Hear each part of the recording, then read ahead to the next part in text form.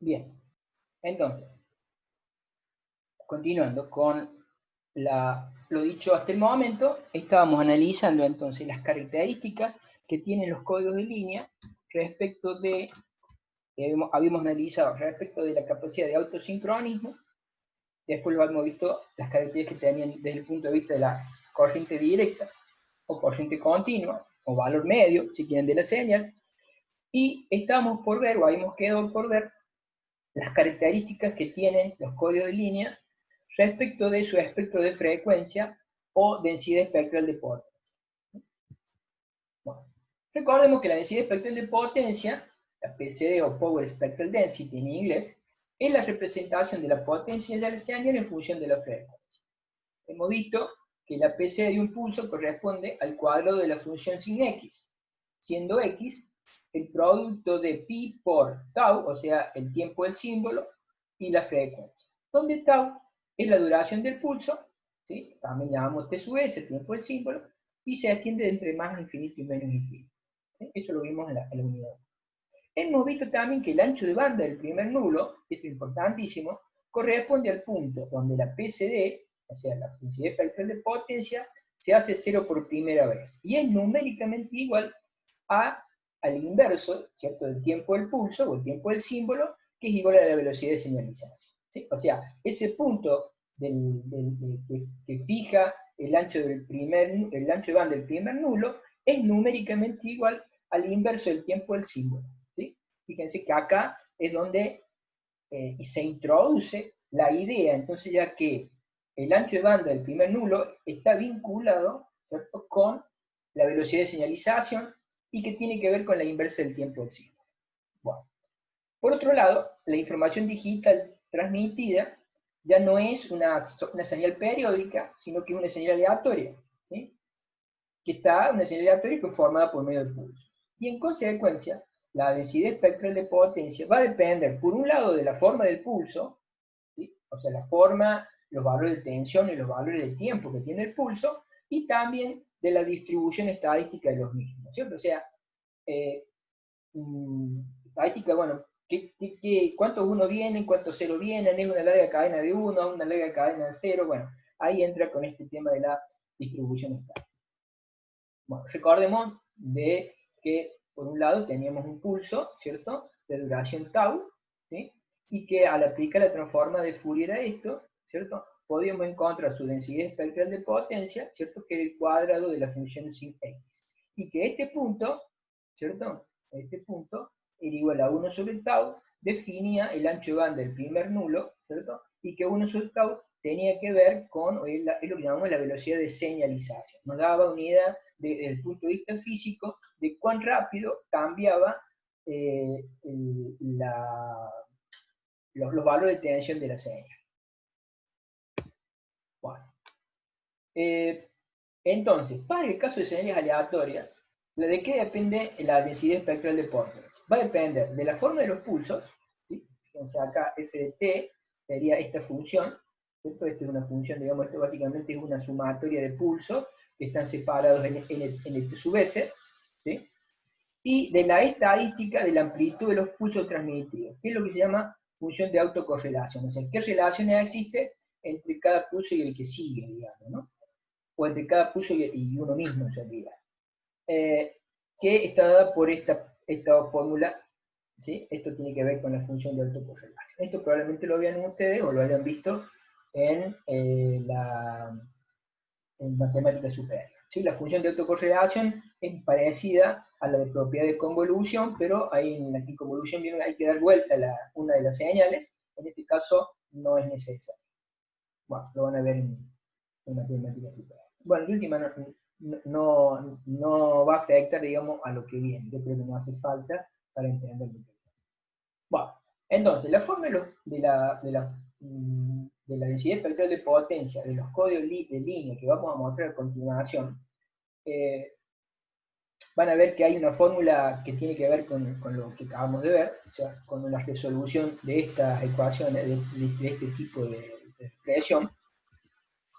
Puede pensarse más fácilmente, puede pensarse puede razonarse como para entenderlo, a partir de cómo cambia la forma de la función x al cuadrado a partir de la siguiente cuestión.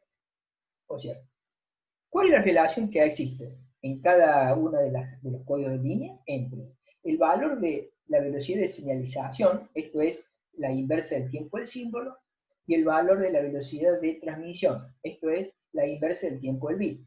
¿Sí? La velocidad de señalización, reitero, fija el ancho de banda del primer nulo, ¿cierto? Y depende, como dijimos, del ancho del pulso.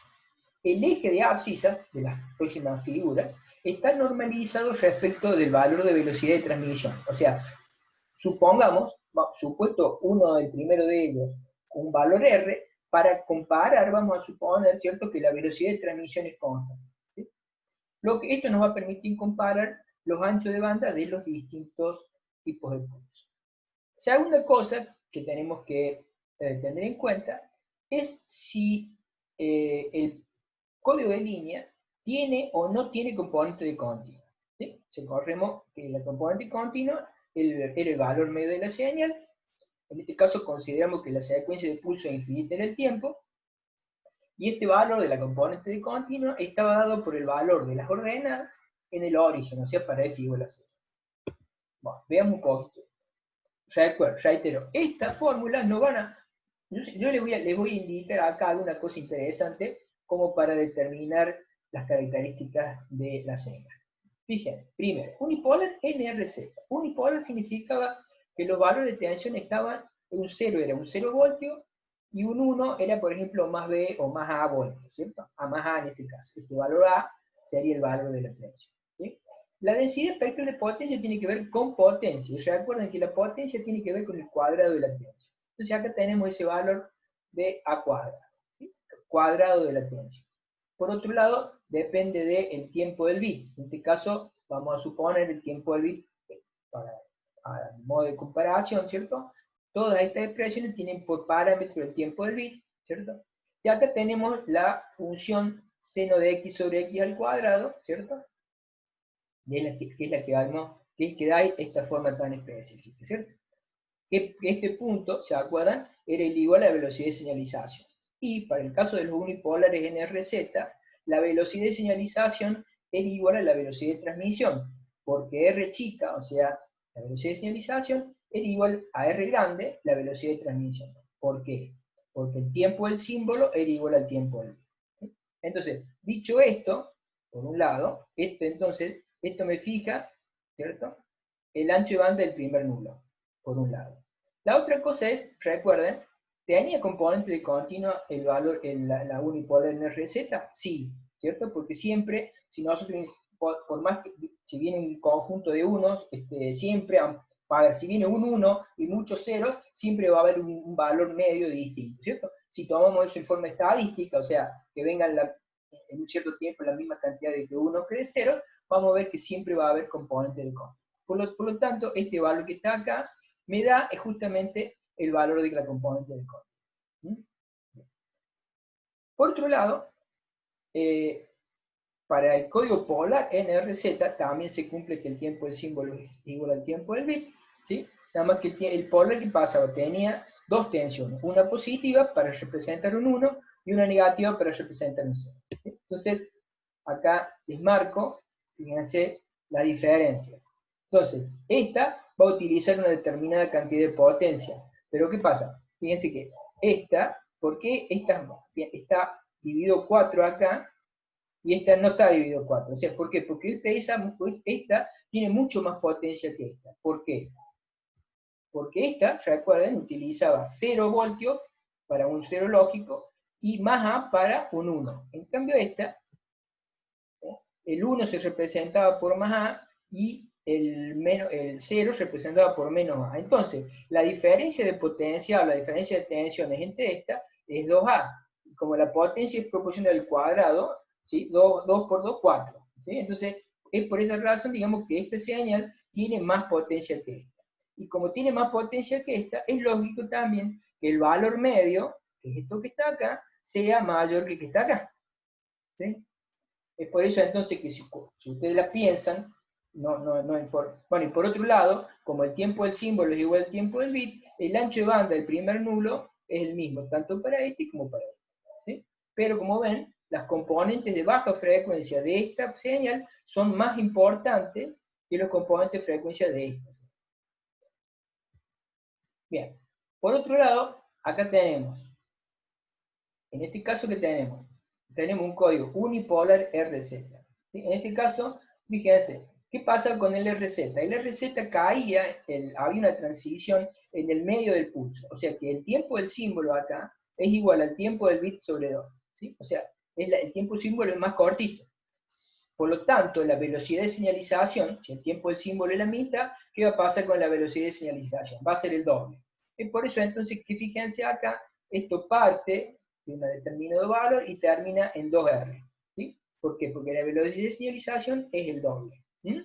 Por otro lado, siempre va a también tener componente de continua, ¿sí? Y por otro lado, este valor, fíjense, ahora es un cuarto, fíjense que esto es 16 del anterior. ¿Por qué? ¿Por qué un cuarto? Porque ahora si ustedes si lo ven como un área integral, ¿cierto? La tensión, a veces si ven como un área, el área del pulso ahora va a ser la mitad que el área de un pulso del tipo RZ. ¿Mm? Es por eso entonces que esta, digamos, utiliza menos tensión y por lo tanto menos potencia en realidad. Bueno, esta es la que se llama bipolar RZ. ¿Sí? Esta es la que se llama bipolar RZ. La bipolar RZ, como vimos, ¿cierto? Es la que se llama AMI. ¿Sí? AMI viene de Alternated Mark Inversion, o sea, inversión de marcas alternas, la marca era un 1. Entonces, era el código donde un 0 se representaba por 0 voltios y un 1 se representaba por una tensión positiva y por una tensión negativa el siguiente 1. ¿Sí? O sea, positivo, negativo, positivo, negativo, positivo, negativo. Es decir, que las áreas de los unos se van cancelando. ¿Sí? ¿Eso qué implica? Al cancelar las áreas de los unos, significa que el valor medio de la señal es 0. Por eso es que acá no hay valor medio de la señal. ¿Sí?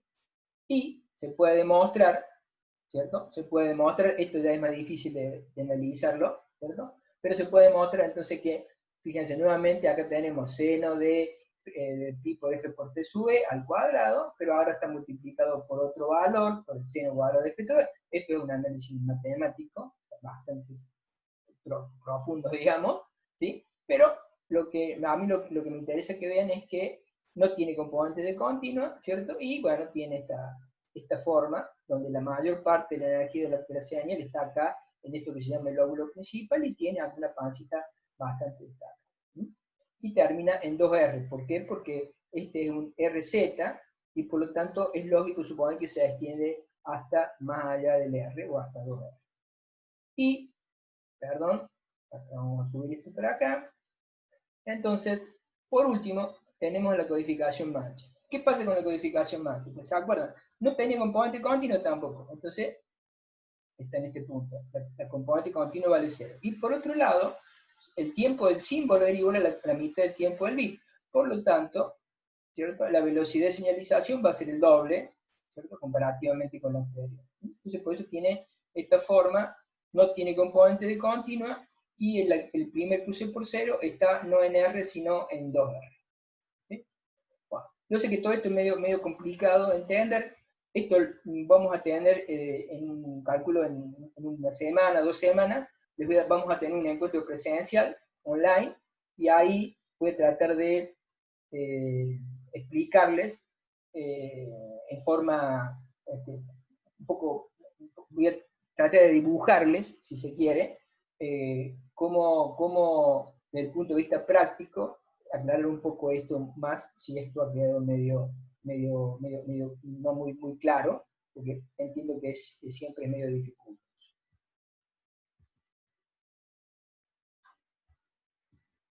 Bueno,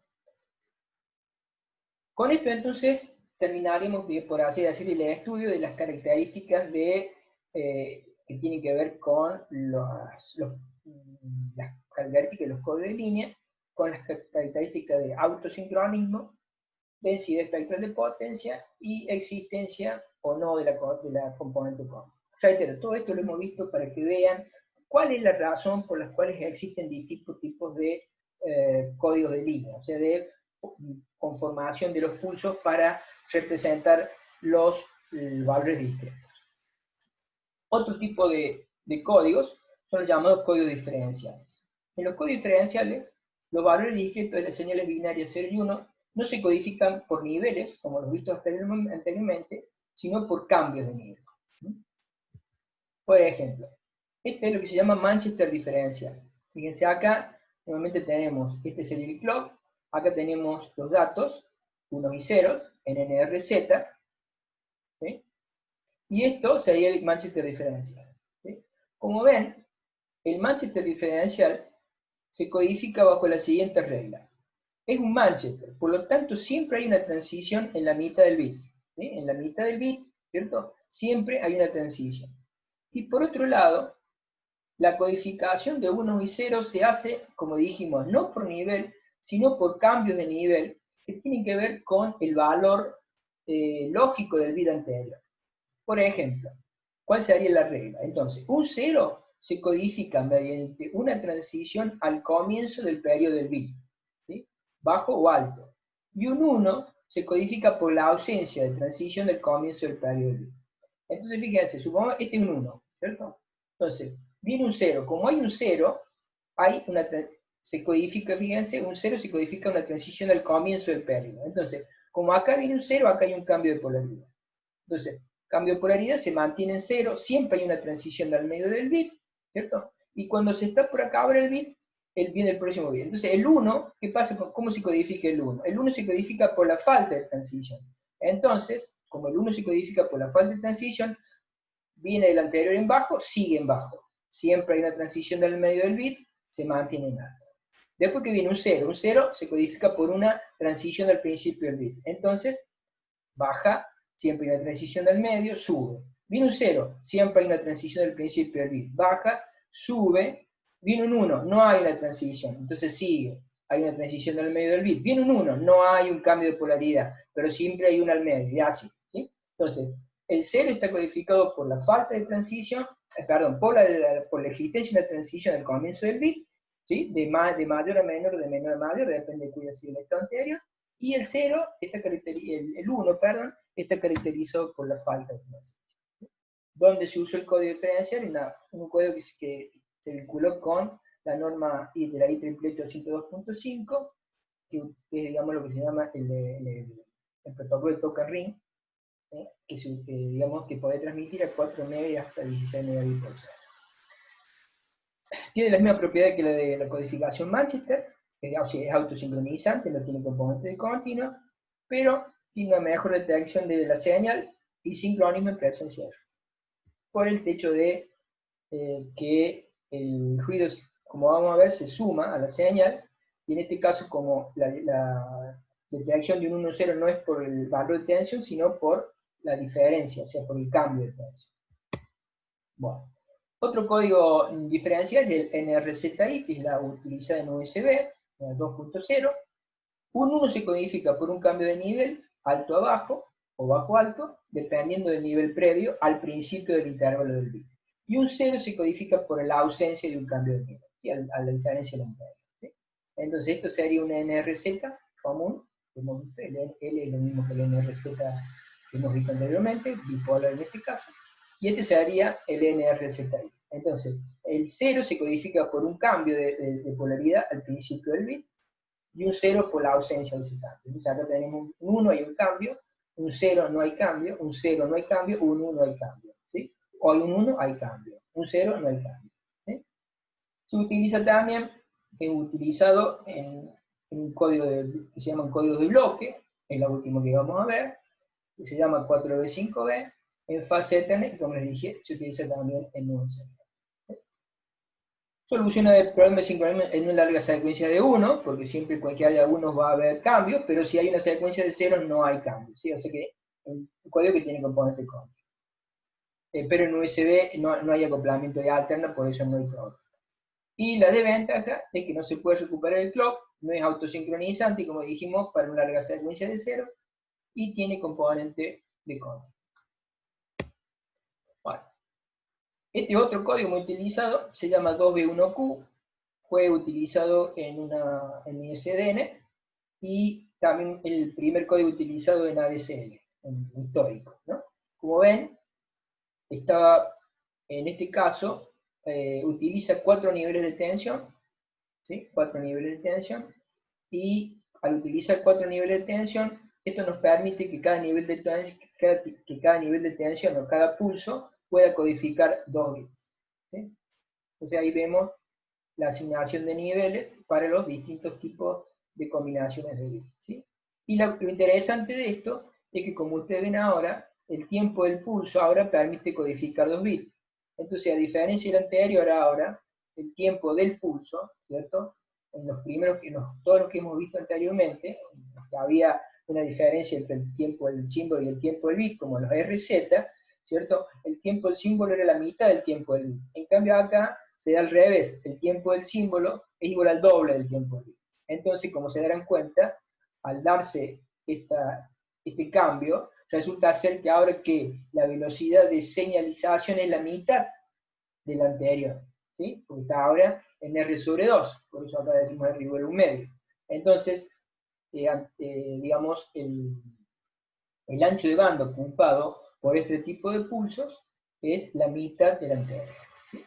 Esto lo pueden ver en la gráfica siguiente. Bueno, acá les marqué el tiempo del pulso y, como ven, es igual a 2 tiempos de luz. Y en esta otra gráfica, esto es lo que se llama PAM4, que es lo que se está utilizando ahora en comunicaciones ópticas, o se va a utilizar en comunicaciones ópticas, ¿sí? Al igual que el anterior, utiliza 4 niveles de tensión, ¿sí? Y en esta gráfica pueden ver que en azul tenemos la densidad espectral de potencia de NRZ, y en rojo tenemos la de PAM4. ¿Sí? Fíjense, si esto sería R, ¿sí? Es la mitad, PAM4 es la mitad de NRZ. ¿Sí? O sea que estos códigos son, hacen una muy buena utilización del espectro, o sea, es lo que se llama, tiene una muy buena eficiencia espectral, puesto que utilizan la mitad del ancho de banda que utiliza NRZ. ¿Sí? Y permite mandar 2 bits por cada pulso. Bueno, otro código, esto es simplemente anecdótico, se los doy porque esto es simplemente para que vean que existen otro tipo de códigos, ¿cierto? Como por ejemplo este que ven aquí, se llama Multi-Level 3, ¿cierto? Que utiliza 3 niveles de tensión nuevamente, ¿sí? Utiliza una tensión positiva, una tensión negativa y de 0, ¿sí?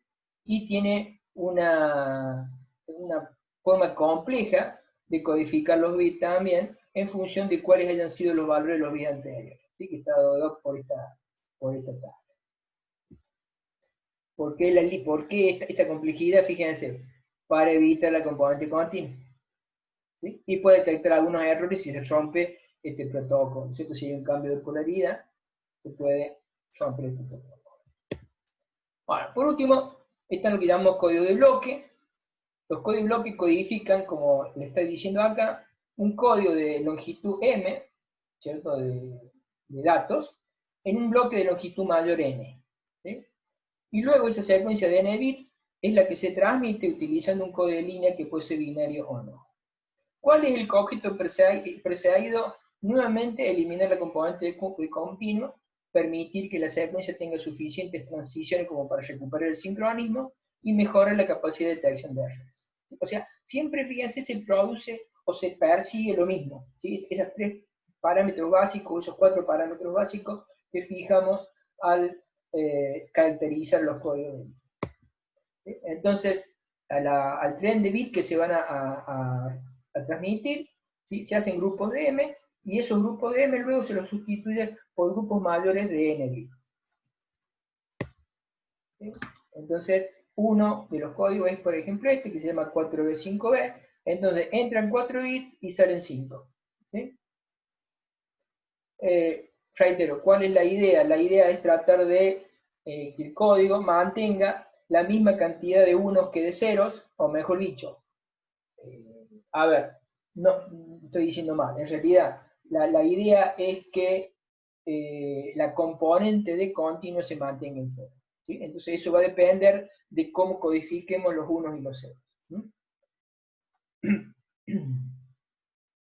Por ejemplo, si codificamos los unos con NRZI, como dijimos acá, NRZ invertido, que es un código NRZ, que codifica, ¿se acuerdan? Invertido es entre tensiones positivas y negativas. Entonces fíjense, acá tenemos 4 unos, entonces no va a haber componente continuo, porque 2 van a ser positivos, 2 negativos. Acá 2 unos, van a ser 2 positivos, 2 negativos. 2 unos, 2 positivos, 2 negativos. 3 unos, bueno, acá va a haber un poquito, ¿sí? Pero fíjense, casi todo se busca que las transiciones, ¿cierto?, hagan que entre códigos de bits, entre bloques de bits, sean tales que las componentes de continuo se mantengan muy bajas o cerca de cero.